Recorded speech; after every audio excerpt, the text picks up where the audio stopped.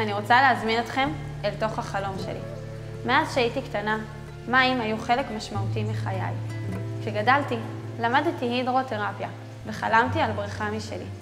בסלון ביתי תליתי תמונה עם בריכה, שככה החלום יהיה אל מול העיניים. והנה היום, אחרי כמה שנים, הקמתי בריכה טיפולית, בריכת עוד טיפה. בריכת עוד טיפה נמצאת במושב שטולה שבגליל המערבי. הבריכה מחוממת כל השנה.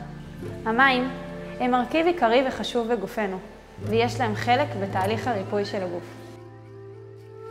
בבריכה יש מגוון טיפולים, טיפולי הידרותרפיה למבוגרים וילדים, טיפולי וואטסו לחוויה, טיפולים רגשיים, הפעלת תינוקות במים, וגם זוגות שמגיעים ומתפנקים בזמן בריכה לעצמם. מוזמנים להגיע, מחכה לכם במים.